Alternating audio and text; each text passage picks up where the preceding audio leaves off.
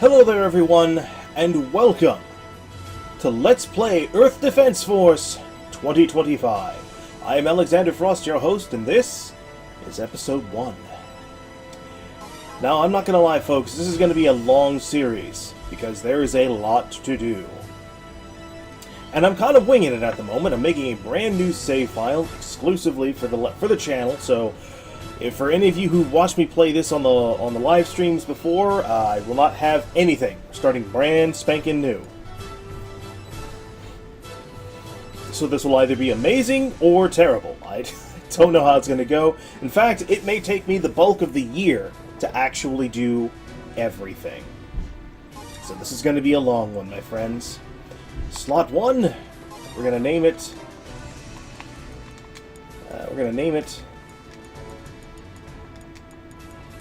Let's play.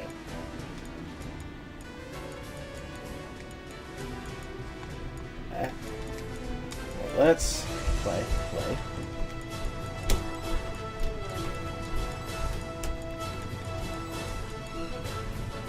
There we go. Let's play. Nice. Yes.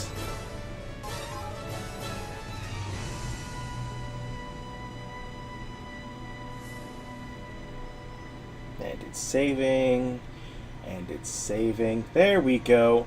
We'll be playing the mission mode, straight up mission mode. Be playing by myself. Select the number of players.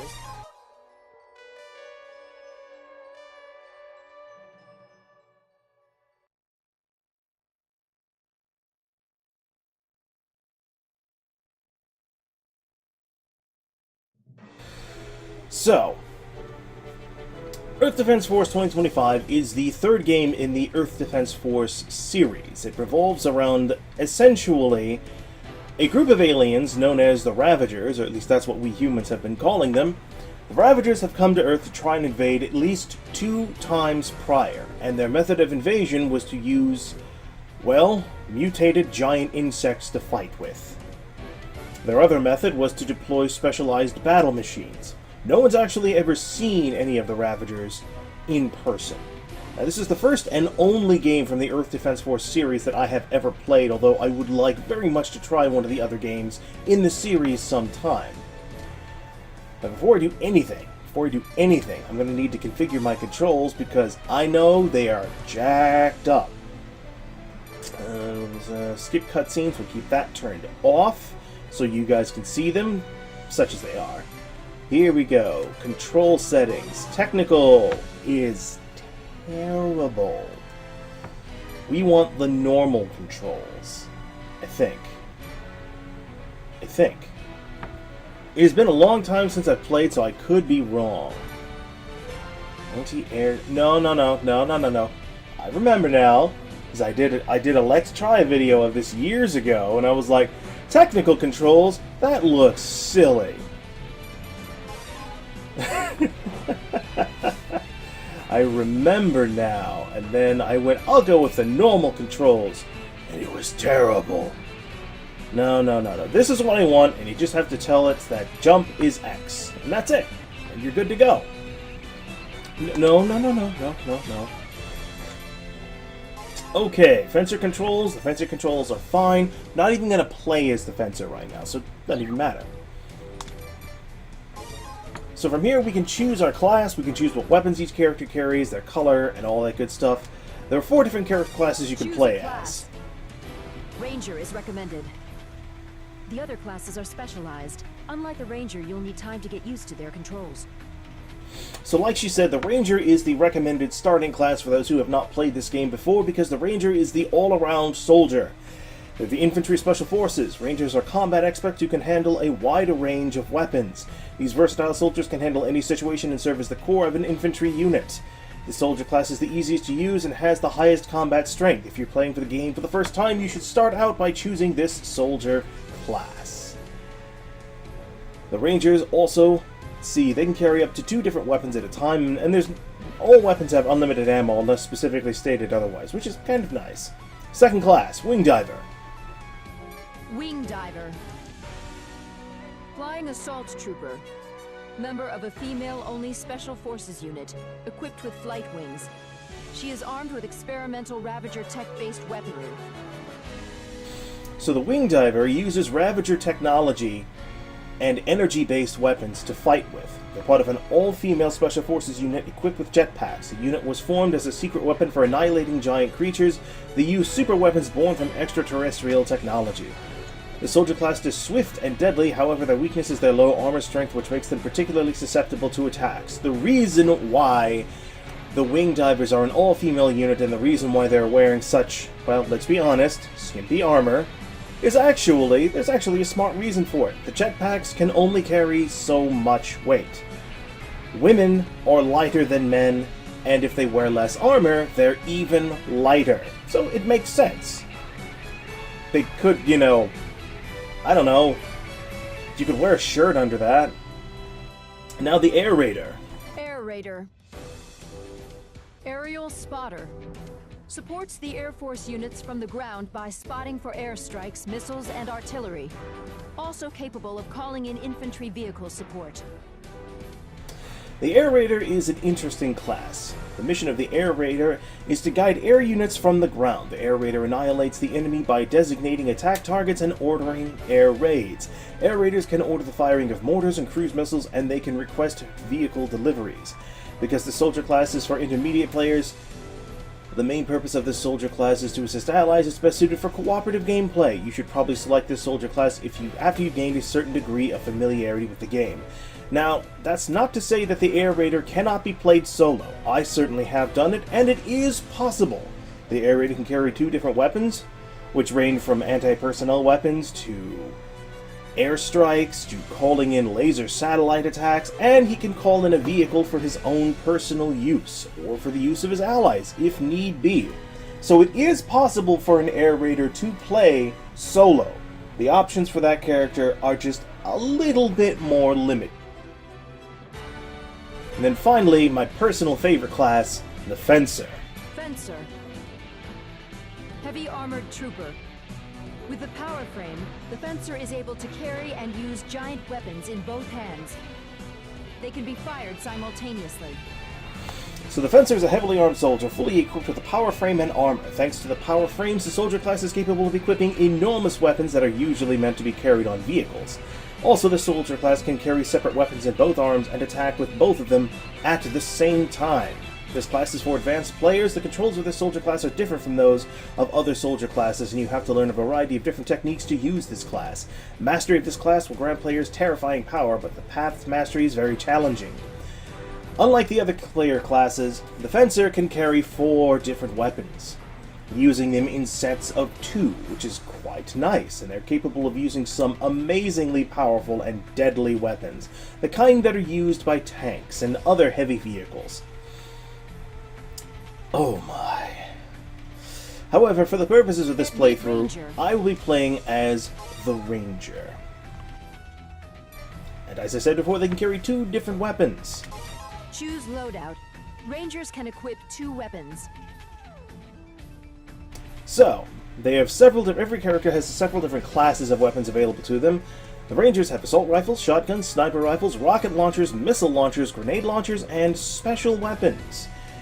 Now, there are going to be a lot of weapons. I mean, a lot of weapons. Chances are, I'm not going to be able to get to every single weapon class available in the game. There's just way too many. I have never unlocked every weapon in the game. I just haven't. For the purposes here, though, today we'll start with the single AF-14 shotgun. Shotgun? No, the AF-14 assault rifle. Pretty basic, pretty standard, does the job. It's a good gun, shoots. Secondary weapon is the Stingray, a rocket launcher. I like it. And yes, she's going to say that every single time. No, I can't turn it off. Good damage, good explosive range, very long range, 3,000 meters. That means I could use this to hit targets way across the map. I could also switch out for a grenade launcher, shorter range, but it does do more damage. I will stick with the rocket launcher for today, I do believe. I can change my character's color if I so choose, which I may or may not, I don't know yet. And I can adjust my armor, how much armor my character starts with. Default armor is 200. I cannot go any lower than that. However, as I find more armor, I can upgrade it. Armor is my maximum health. When I run out of armor, I die. Pretty simple. like I said, I'm kind of sort of ramshackle running this right now. I'm kind of planning this as I'm speaking to you right now, instead of having something laid out in detail long before, which I probably should have. So for this, the way I'm thinking I'm going to do this is I'm going to record these in batches of 5 episodes at a time, approximately. So you have Monday, Tuesday, Wednesday, Thursday, Friday to watch them. And I'm willing to accept ideas as to what my character should look like. You know, like what color the ranger should be, ideas on what weapons I should take with me based off of what I get and all that. But just know that, you know, you won't be able to see the new weapons or any suggestions actually come in until I start the next batch of recordings.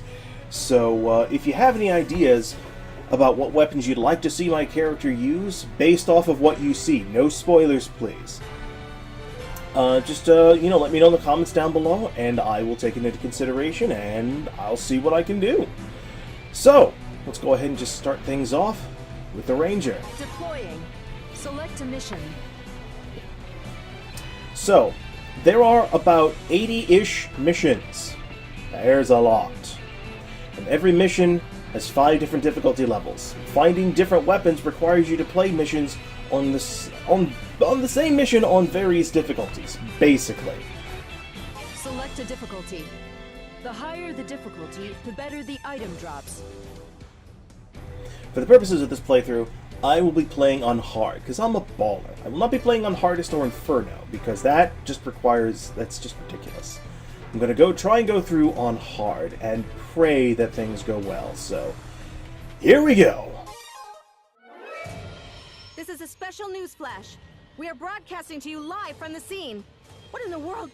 Wait! People are being attacked by giant insects! Thought to have been exterminated 7 years ago, the insects actually survived! Stop it! Let me go! Don't help me! Let me go! This game has very long loading times, I should have mentioned before. Whenever it loads a cutscene, what it's doing is actually rendering the entire map and every asset in real time. And that takes a really long time. It's kind of annoying, but you learn to live with it. Plus, I'll be cutting out the long loading times for you guys anyways.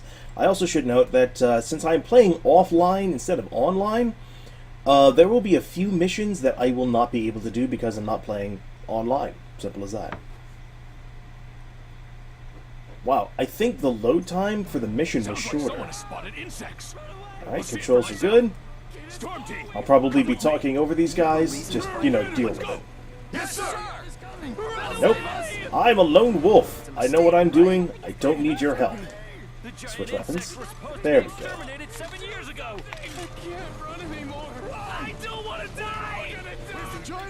Now note, there is absolutely no penalty for doing things like destroying property or killing people.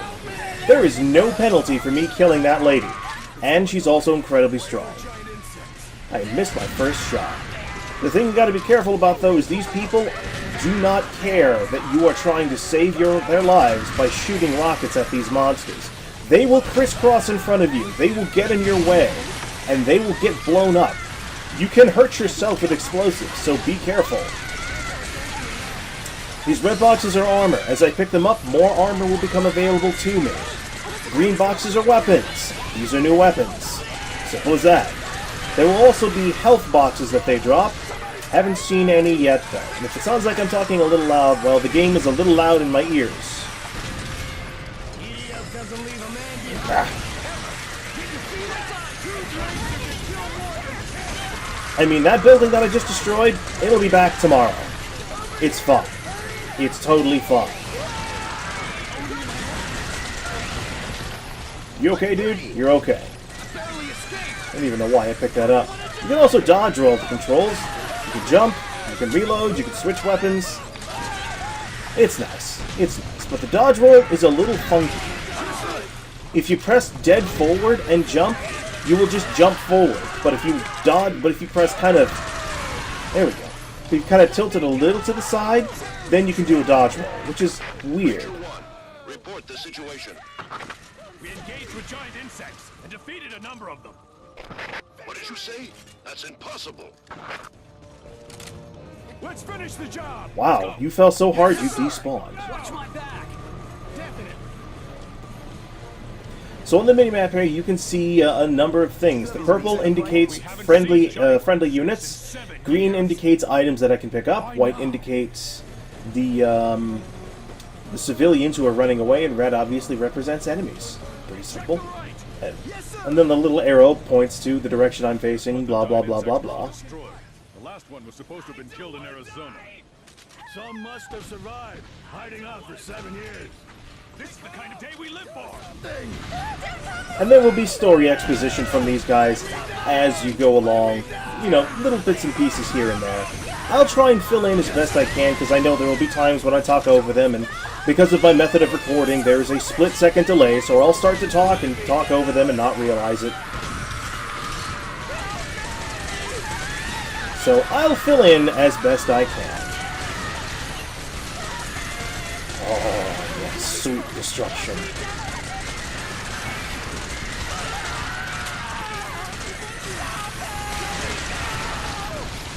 And these people freak the hell out so hard.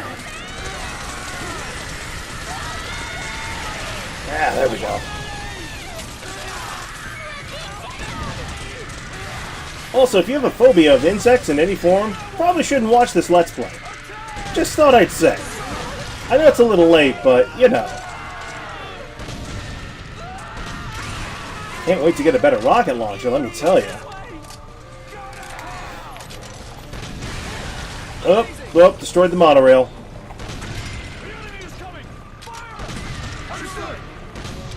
Missed. Let's see, weapon. Up, armor. It's armor. We need armor. But soon they'll be an endangered species. There's nothing to fear. Let's exterminate them. Yes, sir! You need to pick up every piece of armor you possibly can. Unfortunately, the way this game works is every character has a certain 7 years. Let me see if I can actually put this into proper words. Every character has a certain formula for picking up armor. Like, instead of it being 1 box equals 1 point of armor, there's like a ratio, like 1 box of armor is like 0.5 armor for the ranger, so I would have to pick up 2 boxes of armor to get 1 point, whereas for other characters like the Lancer, it might be 1.5 for every box, or for the Wing Diver, it might be something like 0.2, which means I have to pick up a lot of boxes just to get 1 point. So, in short, pick up as many boxes of armor as you can. Just pick them all up. Don't leave them behind if you can. After the last nest was taken out, where were these guys hiding all that time? So, the extermination was a lie. They were lurking underground. So were we living above them the whole time? Dodge rolling is kind of the quickest way to get around, and this is especially prevalent when you get into some of the larger maps. And this is still a pretty big area.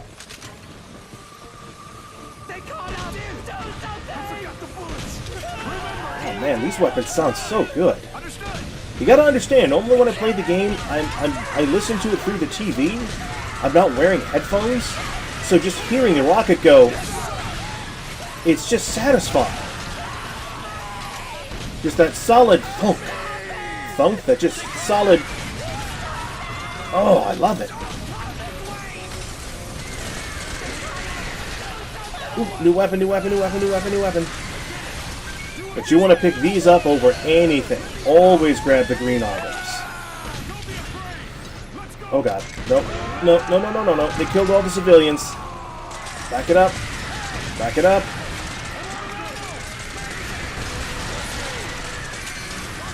Oh, no.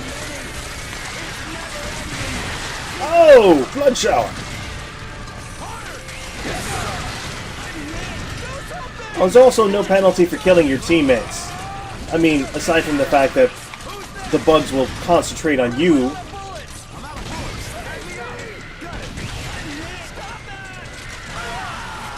Oh, no, you're dead, it's fine. Let's put that away so I don't accidentally hurt myself. Watch out.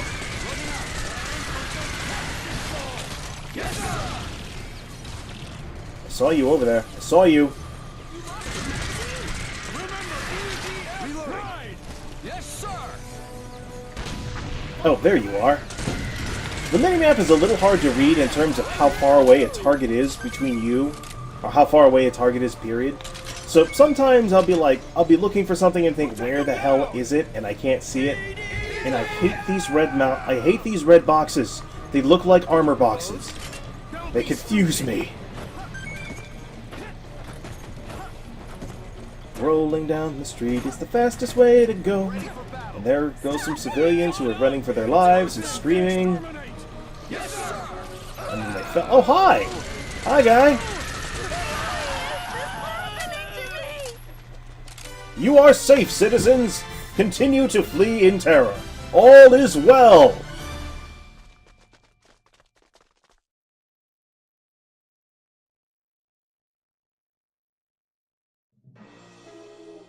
Ooh! The volcano! Nice! Ha ha ha ha! Oh! If that's what I think it is. And like I said before, playing on the different difficulty levels will allow you to unlock various classes and types of weapons. So, the higher the difficulty, usually the better the weapons you're gonna get. So in this case, Loadout. we got the Buffalo Burst Shotgun. A double-barreled shotgun that releases 2 successive shots in a single attack. Rounds are concentrated to maximize firepower, enabling greater damage in a small area. The weapon does not have auto-fire, so I'll have to push the button every time. That's okay. I think I'll give it a try on the next episode. And for my explosive... Choose Loadout. Rangers can equip 2 weapons. Alright, let's see. 2 capacity, 1 rate of fire, 1 round per second, 100 damage, 1.8 second reload time. Not bad, not bad. Then we have the Volcano. Oh my god. Rate of fire, 1.0 per second times 4. This thing has 4 rockets and does a damage of 65 times 3. Wow. A triple barrel rocket launcher that fires 3 small rockets at once. A single attack with this fearsome weapon assaults enemies with 4 successive shots for a total of 12 rockets. The rockets scatter horizontally, making it extremely effective against large groups. So it's not saying that there's only 4 rockets, it's saying I can fire the weapon 4 times, is what it's saying. It's a 3-round burst weapon, so there are 12 rockets in this thing. And even though each individual rocket does less damage than the Stingray, together they do more damage. So this gives me the potential to spread out the damage. Plus, the radius of explosion is a little bit higher than the Stingray. So, we'll give that a try for the next episode. No, we want to adjust it. 6 whole points. But sometimes those few extra points can mean the difference between life and death. So that, my friends, is going to do it for this episode. Thank you all for watching. If you like what you see, consider hitting that like button down there. It really does help, and consider subscribing. You'll find the links to my Patreon and everything I've got going down below. Twitch, email, Patreon, the whole 9 yards. So thank you again for watching, everyone, and I'll see you next time.